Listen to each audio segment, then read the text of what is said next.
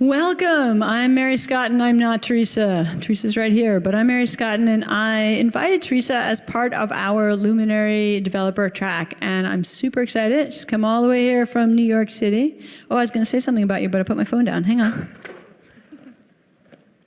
Is everyone? Oh, wait. So it's Thursday, isn't it? Yes. Yeah. So there was a party last night. Some sort of gathering of a few people. Did anyone go to the U2 concert? Yeah, only a couple, because everyone else didn't go, and that's why you're awake. Okay, so, well, thanks for coming out, and I'm really excited about this session. So I had seen Theresa do a similar talk and asked her if she would come out. And so let me tell you a little bit about her. Theresa Vu is the Vice President of Engineering of the Real-Time Platform Group at AppNexus. And she was the first developer hired at AppNexus, and with a tiny but dedicated team of engineers, built the real-time ad serving system, which is now the largest independent and tech platform in the world. Not bad. In addition, in 2015, she was named to LinkedIn's Next Wave list of top 10 professionals under 35 in marketing and advertising.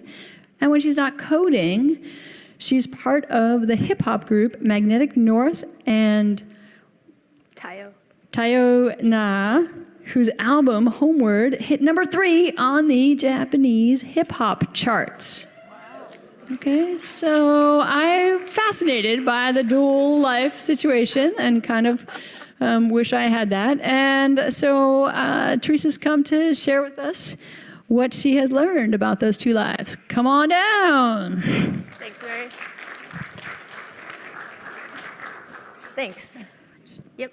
Oh, handshake. right on. Well done. Thank you. Hey, everybody. Thanks for coming to this really interestingly titled talk. Mary gave my intro, which actually is the first 3 slides of this presentation, so you're going to hear it again. You know, when I was trying to think of like how to title this talk, I went through a few iterations, and I almost called it how my rap career helped build the world's largest independent ad tech platform. And I really should have called it how my mom said, if you want to be a rapper, be the best computer scientist, doctor, lawyer, rapper you can be. Because that's kind of a true story, and you know, I think a part of why I have this dual career. So it's really special to have a chance to talk to you about this. My dual career is something that I never thought I would speak to at once on stage. It's something that I've kept compartmentalized for most of my professional life, and it's because I thought that these two sides, the musician and the engineer, detracted from each other. And this presentation is really that slow realization that maybe they don't detract from each other. So, first off, a little bit about me, my engineering side. I work at AppNexus, and I joined when the company was actually quite small, so I was very fortunate to be employee number 9 at what is now a 1,100-person company. So it's been a really great ride to see not only this explosive growth, but also to work on this platform from ground zero to where it is right now. So we are the largest independent ad tech platform in the world. That means that we operate on the same scale as Facebook and Google do on their ad tech platforms, but with a much smaller team. So the technical challenges are actually really challenging and really fun. The real-time platform team basically owns the host of real-time applications. And if you're not familiar with real-time applications, it's essentially an application that has to respond to an event very quickly in the order of milliseconds, where it feels instantaneous, where it feels like it's real time. So technology-wise, it's about you know, a lot of optimizations, a lot of event handling. It's a huge problem with scale. To give some numbers at you, because what's a talk without some sexy numbers? We do 5 million QPS at peak time, 2 million auctions per second, 120 billion auctions per day. I kind of throw these numbers at you because one of the things I'm most proud of in my engineering career is that these kind of numbers, like if you compare to like a Twitter, for example, at peak time, they do maybe like 500,000 tweets per second. So this is an order of magnitude of that. It is a large infrastructure, and my team is about 70 people, so really a fraction of the engineering force. And it's been, like I said, a really big part of the challenging side of me as an engineer. Now, the lesser known side, because this is like an AppNexus slide that I have here, is my musician side. So as Mary mentioned, my band did make an album called Homeward, and we made a few albums, and like mind-blowingly, crazily, we got reached out to by a label in Japan named Goon Tracks, and they do a lot of jazzy hip-hop out there. And it was really surprising, but we hit number 3 on their charts. And like when you're a musician, you try not to like get caught up in like external validations like charts and stuff because it's a trap, but this felt really good, And this is the album that charted number 3, but our single actually made it to number 2 and stayed there for a few weeks. And if you want to know who number 1 was, it was Puff Daddy. So I have beef with him. If you ever see him on the street, like my grandma is not happy I got number 2. That is not how I was raised. So I'm coming after him. But the moment when I felt like I really made it as a musician wasn't this chart, bullshit. It was when I went to Koreatown in New York, and then in that 3-ring binder with the laminated papers and the sake and the soju all over it was my song. Like that to me was the best moment there was, because there's nothing really like drunk people singing your song to like bad swan videos in the background to make you feel like you really made it. So yes, karaoke, wonderful things. So that's a little bit about like my 2 sides, my dual careers. And again, this talk is about how I kept them compartmentalized. So the reason why I kept them compartmentalized is that I felt that if my boss at AppNexus knew that I was a musician, he would consider me a flight risk. Like, she's gonna leave at any time when her album takes off or when she has to go touring. She's not gonna be committed to technology because she has a hobby that she really likes, so I can't give her critical projects. So I kind of wanted to hide this, I didn't want to be left behind or not be given like critical path projects or not be given promotions because people think that I'm gonna leave the company. Another part of it is that, the tech world is really about being objective and being data-driven and analytics and being rational and logical. And there's nothing that will make your tech design decision get thwarted more quickly than talking about feelings. Like, if we have any developers here and you're like, yeah, this is how I want to build this system, I feel like, and then, they're all over you. So it was a really strategic thing in my part to not bring the artist side, because I thought maybe it would make me lose credibility because I was too much of a feely kind of person. On the music side, well, I think it's kind of apparent why I don't open that I'm a programmer. Look at me, I kind of have no street credibility as it is, Like, let's just be real, I'm rapping it. This one time I went to a concert and they were like, hey, sound technicians can't be on stage right now. And I'm like, thanks. At least you think I'm a sound technician. So this is the reason why I kept the 2 things apart. And it wasn't until this moment 4 years ago that I even thought about bringing them together.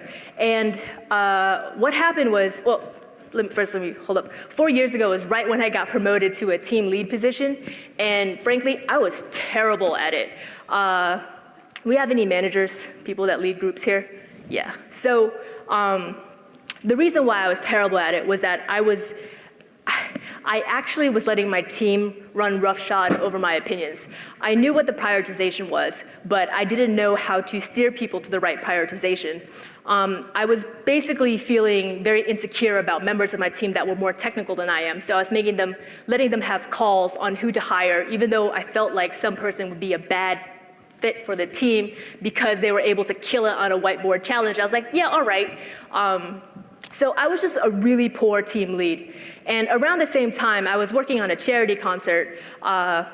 This was right around the Fukushima event that happened in Japan. So I was working on a charity concert, and I had invited some of my coworkers to the concert. And I wish I could tell you that it was because I felt courageous enough to show them this side of me, but really it's because my broke artist friends weren't really gonna donate enough to the charity, so I thought, let me invite some of my coworkers to this.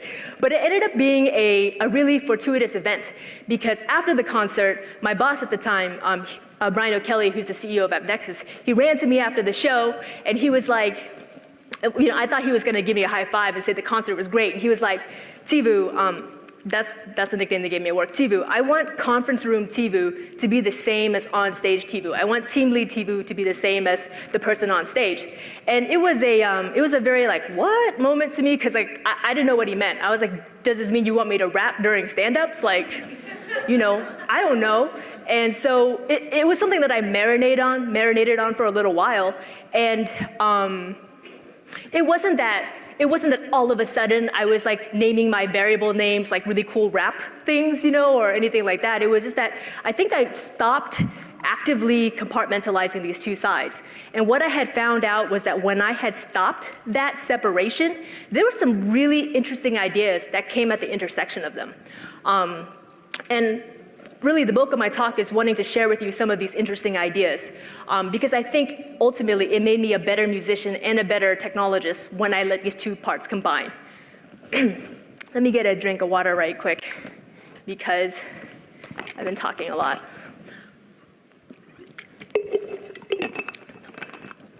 Okay, so at the intersections, one of the things that when you work at a small company is, that adage of everyone, like more work than can be done with like a small amount of people. Everyone's wearing different amount of hats.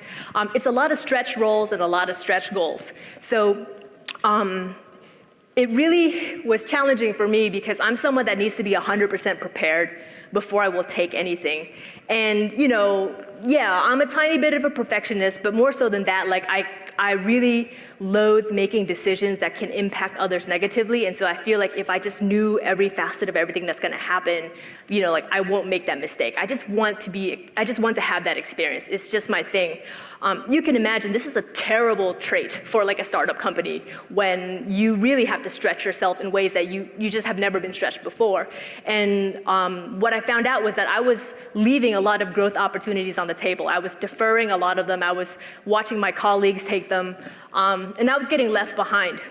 So during this decompartmentalization phase, and I like the word decompartmentalization a little bit more than like whole self. I don't know, maybe like it's too much like hot yoga going on that's ruining the word for me. But like what I just mean is like during this phase, one thing that hit me was like I really love to freestyle. And for those that don't know what freestyling is basically improvisational rap.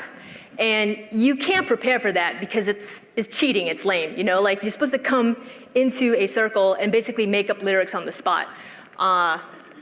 The whole concept of it is actually being uncomfortable with being comfortable with not being prepared. You're supposed to be in the moment, you're supposed to trust yourself, and you're supposed to just believe that you have something to say, and even if you don't know how it's gonna turn out, that you'll make it through and that you'll end up, finishing your verse, finishing the song. So for me, it was like tapping into that like comfort with like these leaps of faith that really reminded me of like or rather, it made me wonder why I couldn't tap into that when I was going after these roles. You know what I mean? Like, it's such a sharp realization now, but it was something that I never would have seen had I separated the two parts like bickering siblings.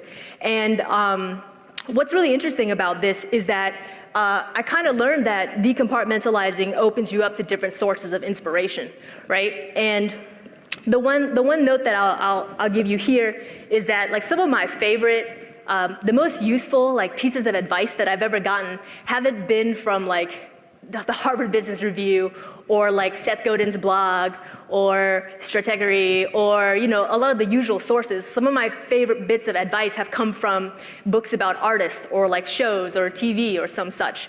And I'm gonna share with you one that I think really resonated with me during this time of like not feeling ready enough to go after these challenges. And that's a quote from Anna Devere Smith from her book, Letters to a Young Artist. She says, confidence is a static state. Determination is active. Determination allows for doubt and for humility. To be overly confident or without doubt seems silly to me.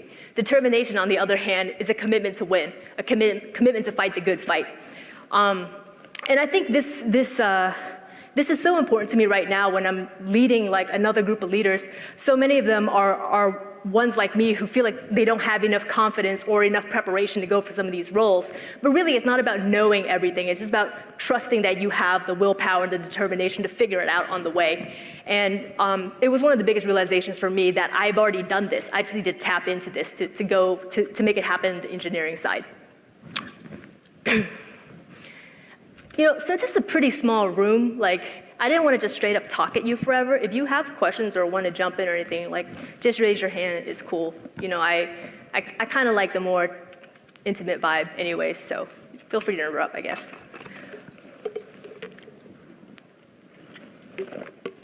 Okay. So, talking about different sources of inspiration, I'm going to jump into another quote here from Adam Grant in the book The Originals. Having a sense of security in one realm gives us the freedom to be original in another. This is another part where actually my two careers helped out.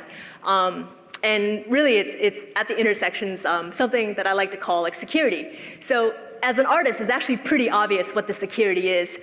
It's FU money. So less crudely, it is the financial stability to reject any offers that goes against your principles and or goals. So this is me rejecting an offer from a record label that wanted to change my image. This is me saying no to writing a rap jingle for frozen dumplings. These are all true stories, and I would have made a lot of money off the frozen dumplings thing as well. But I didn't need to because I was getting a steady paycheck as an engineer, right? I have a lot of friends that did a really brave and courageous thing, which is go all in to music, and they're happy with their choices, but they definitely don't have enough room to maneuver in terms of picking the things they want to work on or owning their creative independence. The interesting side actually is, as an engineer, it helped me a lot too. I wasn't the best coder when I started. So in school, they teach you that functional correctness is good enough. So you write stuff, you program, hey, it outputs the right answer, good job, A, go on. When I joined at Nexus, functional correctness was just the first step. It's a lot more than that. It's about how much hardware does your application cost. You might have something be functional correct, but if it's going to cost $1 million in RAM, it's really not good enough. So a lot of what I had to be good at when I first started at Nexus was taking in all of this critical feedback and just putting it to action really quickly. It was very easy to not let my mistakes define me because I didn't feel like I was just an engineer. I didn't take it personally. They wanted to criticize my code. That's cool. I'm just going to, put their advice to good use. As a manager, sometimes a lot of the folks on my team have a hard time with this, not letting mistakes define them. They get really defensive. They won't listen to criticism. It takes them a little bit longer to process this feedback. I actually didn't have that problem, which I didn't notice it then, but as I think back on it, I'm like, oh yeah, it never hurt me because I was, like I said, I'm not my code. I am also a musician. I'm more than this. So there was just a sense of security I had with these dual careers. Okay, so that's FU money and taking feedback well. Next slide. Oh, sorry. Yeah. So I've done a lot of performances in different variety of things. I'm not a musician, but I've done other kinds of performances. Mm-hmm. And the question I have is that so I've done a variety of performances in a number of different venues. Mm-hmm.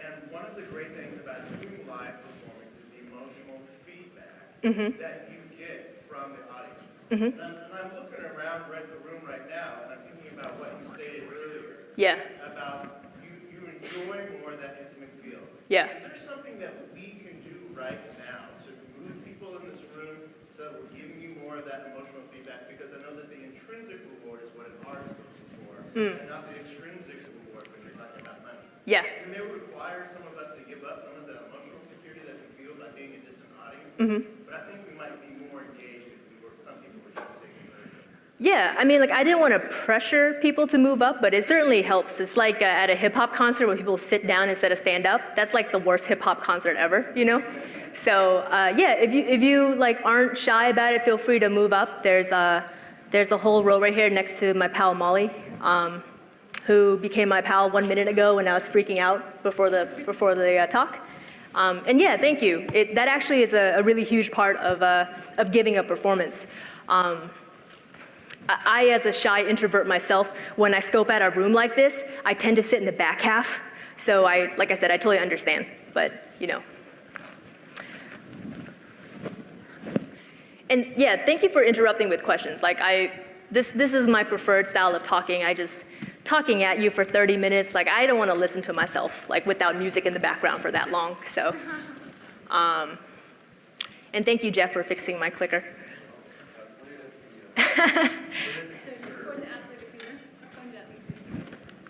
I swear I'm in technology. Okay, so another really big aspect of letting these two compartments come together is that there's a lot of creativity when you go across domains. So, so sorry. We're like 200,000 years into modern human evolution now. There's really no original ideas left, right? Like, what's an original idea anymore? Most creativity these days are, most forms of creativity is taking an idea from one domain and applying it to another. It's a recombination of ideas. So the whole aspect of putting these two compartments together gives you more surface area for like these ideas to play off and combine with each other. Some of my favorite invention stories, the newborn incubator actually came from the poultry industry. They use the same water-based heating technique that they do to hatch eggs. Escalators came from an amusement park ride where people were being lifted up to the top of the ride from a conveyor belt. And my chosen form of music, rap music, is, you know, very largely based on sampling other types of music and recreating sounds based on like drum loops and other sounds and like, inverting them in very cool ways. So why not look for creativity across domains within yourself? Like, you don't have to go to other industries for this. What other parts of yourself are you not tapping into for these ideas? One example for this is writer's block. Do we have any artists in the room? Oh, of course, right. What do you do for writer's block?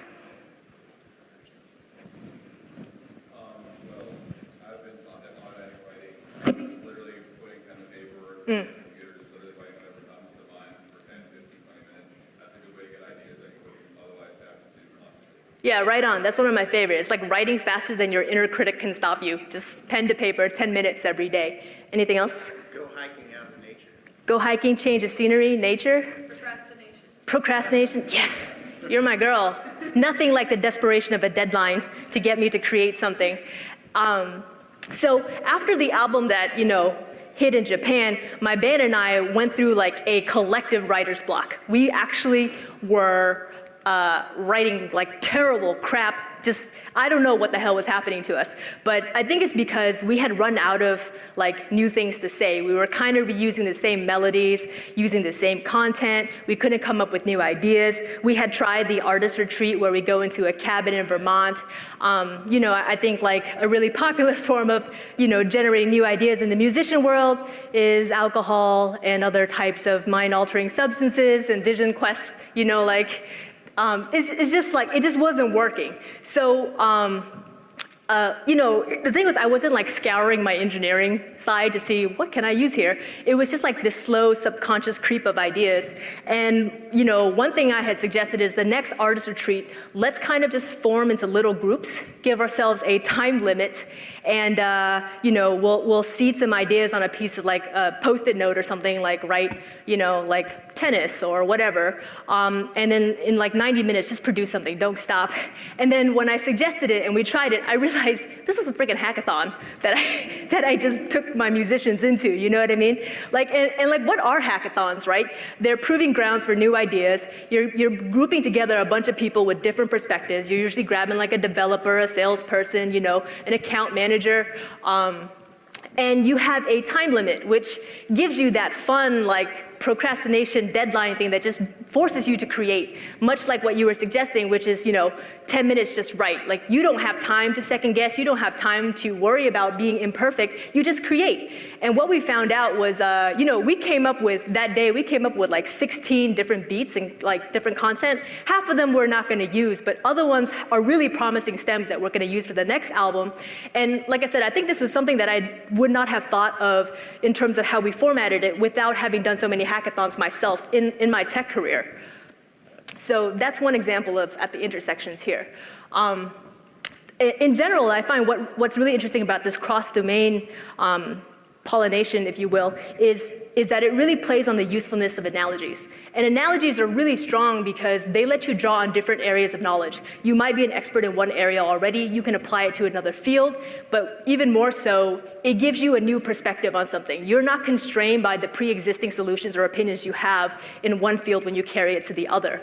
This is a really nice way for me to look at different problems at different angles and try to come up with new solutions. The richest place where I found my music career, my engineering career combining is actually with leadership. So I am a VP right now. My team is about 75. I mostly lead other managers, but I've gone through the whole ranks, leading individual contributors and team leads and managers. And let me tell you, managing people is so much harder than managing systems.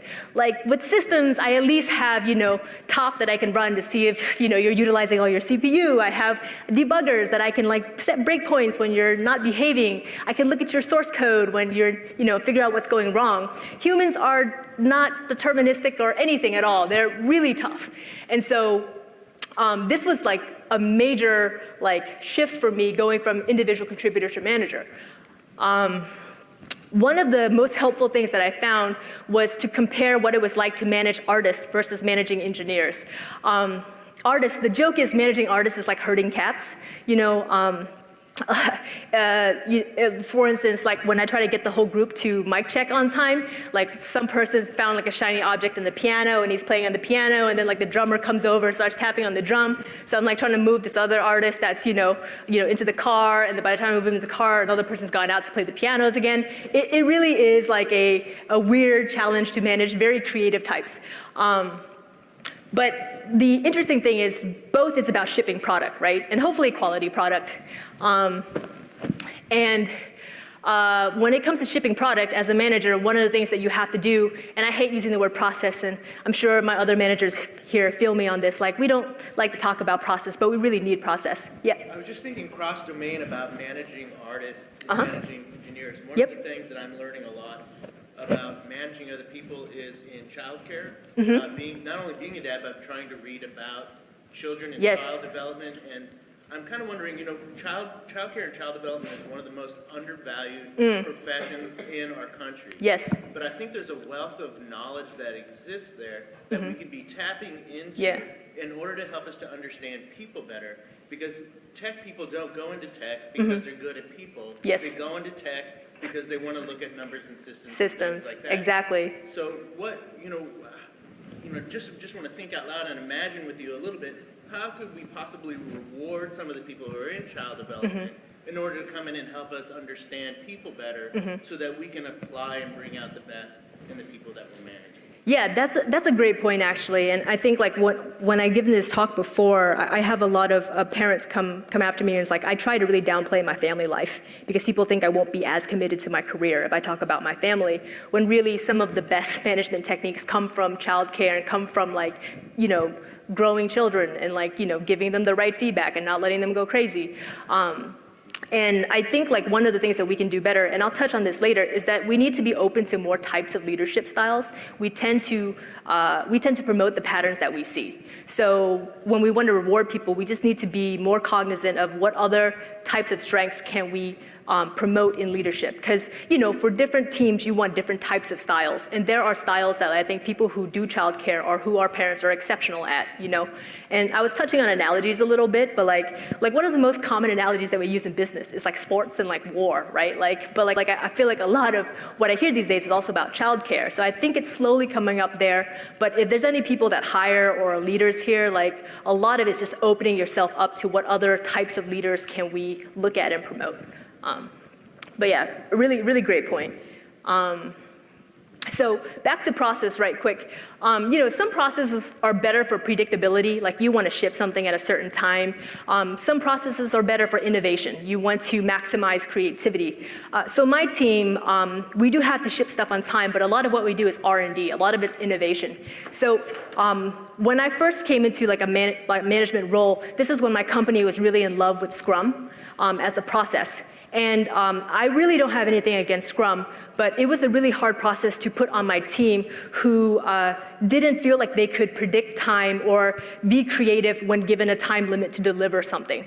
So the whole company was doing this, and my team was the only one that did not want to adopt. So the senior leadership was just like, you need to get your team in line. You're actually creating more overhead for the rest of the group because they want to have a specialized process. It was a really tough decision for me because I really hate creating more work for other people. But at the same time, I had to think about what my team was trying to create here. And one thing that hit me is would I ever put an artist through a Scrum process? Does Beyonce produce Lemonade with a Scrum process? I was thinking about that. I was like, when would an artist ever use a Scrum? Maybe with a Christmas album, when you gotta deliver something by November, right? And you kind of know exactly how to execute on a Christmas album. You need a cover of We Wish You a Merry Christmas, you need a cover of this, you need one original song that they can probably write in a month, But if you're coming up with a concept album, you don't wanna put a time period on when you think something's gonna be done.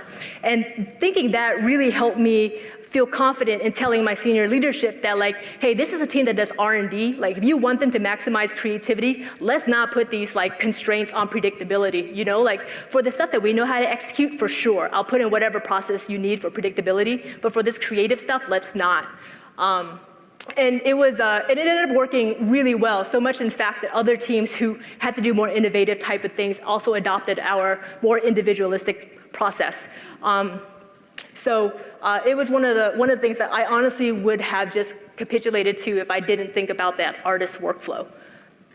So a really big thing here is I talked about process, but decompartmentalizing my sides really helped me find my leadership style, which is I work really well with individualization. A lot of it is because I work with artists, and I know artists all have their different strengths and their different environments for becoming the most creative.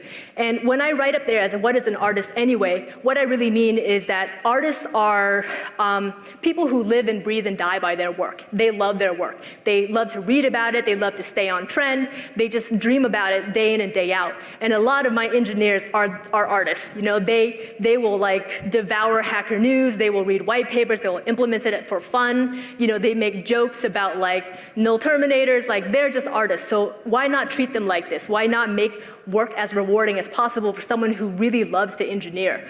Why do we keep treating people using factory worker type of processes for these type of artists, So that to me was the central theme of when I felt very comfortable as a leader, is just treating engineers who love engineering like that as artists.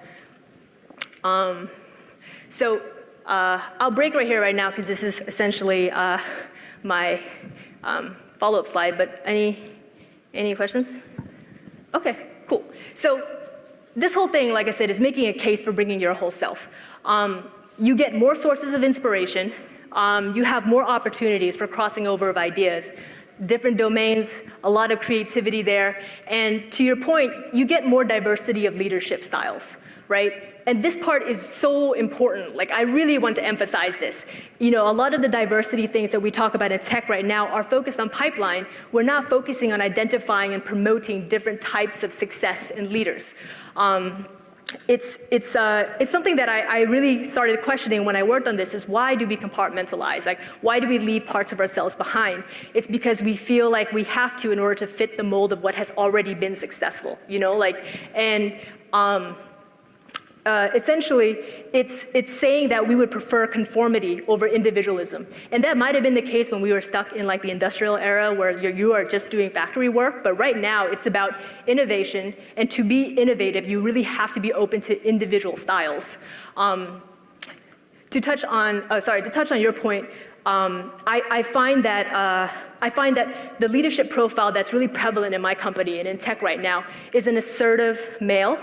And I'm not just talking about like race and gender here, but I'm talking about introverted leaders as well. Like introverted leaders tend to get passed over because they do not speak up in conference rooms, or like when people rebut their answers, they'll wait and they'll process, and they might go to the person afterwards and talk to them about this idea, but other people don't see it. There's like an invisible hand kind of style, right? Like, why don't we keep an eye out for introverted leaders? Why aren't we open to like, more people who talk about their families more openly at work? Like, that is a great form of management styles. And of course, like women leaders, transgendered, all types of different styles. I think this is something that will only get better if we, one, are not afraid to decompartmentalize and bring our whole selves to work, but as leaders and managers and hiring managers and teammates, be open to the other styles that are out there.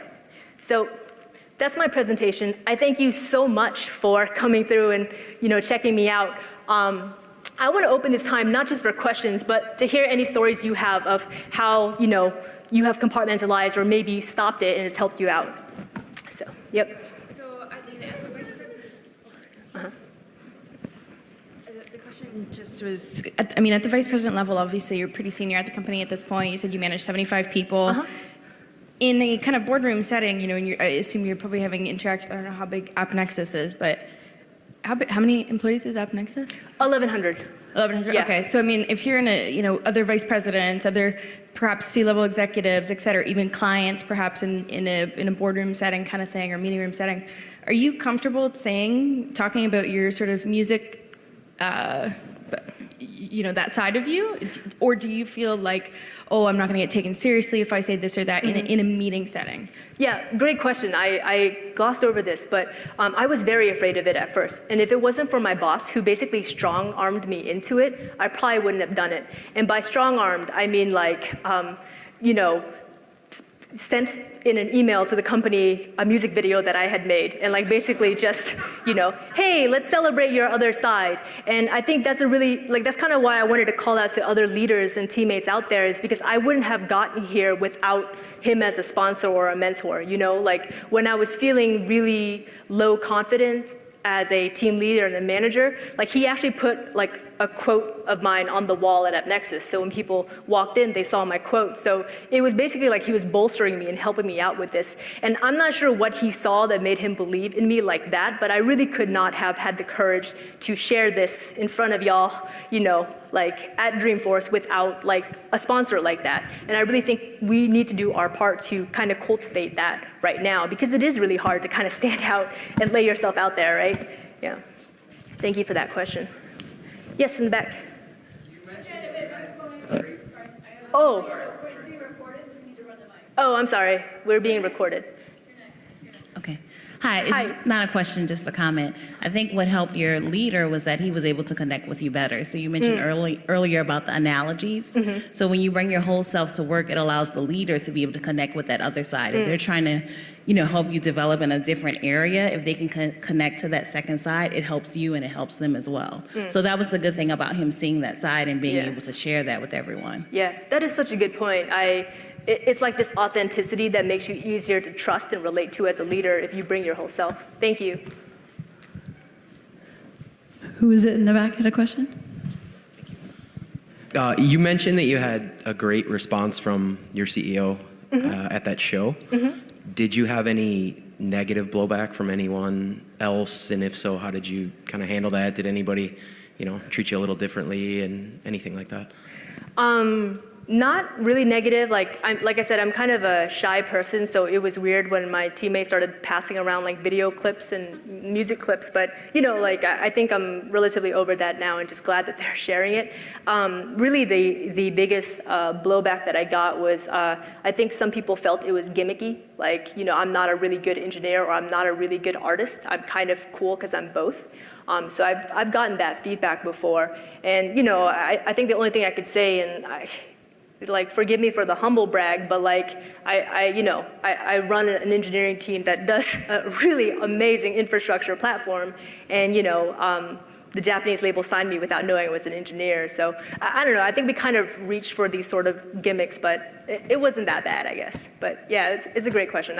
I've mostly been met with a lot of support. Actually, the least supportive people is probably from my parents, but they've changed now. And But like, it was mostly because my mom is an engineer, and she felt she worked at Cisco. She's retired now, but she felt that she was often overlooked for promotion because people felt that she wasn't committed enough to her work. She's always talking about like the poetry and the flower shops that she wanted to open. And my father, on his side, had a lot of musicians in the family that ended up being broke musicians that he had to, support. So there was a lot of things going against me at the time, but I think they've turned around. And obviously, thank you, Mary, for letting me give them a brochure with this talk on it, which will help help the black sheep, aura. Yeah. I think we are out of time for questions. Oh, okay. All right, and I just want to thank you so much for thank you sharing all your so much story. for It was coming. amazing. Really appreciate it.